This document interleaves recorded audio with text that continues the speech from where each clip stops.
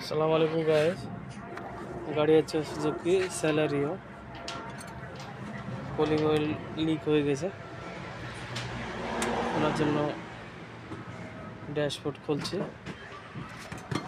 Dashboard দুটো ভাগ হবে, ড্যাশ এবং বার দুটো একসঙ্গে খুলবে।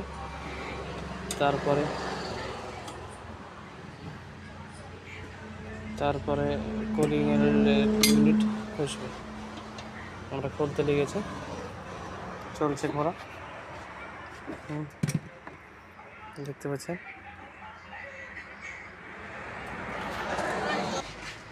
সামনে কুলিং এর পাইপ এবং হিটের পাইপ খুলতে হবে। খোলা চলছে, এদিক থেকে পাইপ তার খসাতে হবে, তারপরে উইন্ডো একদম খসাতে হবে। অনেকে ওটা খসাসি দিয়ে তার আছে ইসের সাথে, ইউনিটের সাথে লেগে আছে, ব্লোর ফ্যানের সাথে, লকটার সাথে খসা।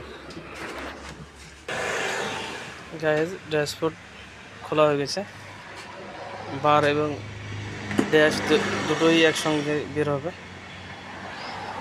তারপরে ইউনিট দেখতে পাচ্ছেন, ইউনিটে এইদিকে দুটো, ওদিকে দুটো, চারটে নাট আছে, সেন্টার একটা আছে, পাঁচটা আছে, চারটে না পাঁচটা নিচে আছে, দেখো দিন।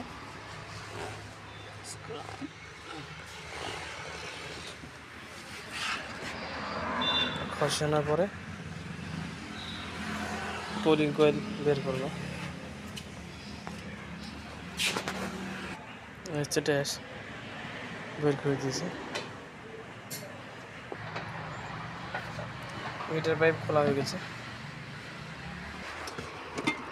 চারটি স্ক্রু আছে, খসানো হয়ে গেছে। মিটার পাইপ খসানো হয়ে গেছে।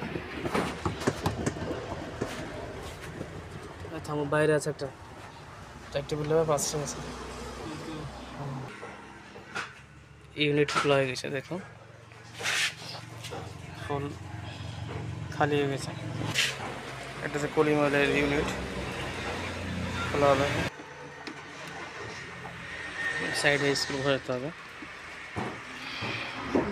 নেক্সট কুলিং অয়েল লিক, এখানে অয়েল এসে দিতে হচ্ছে। ওকে, নেক্সট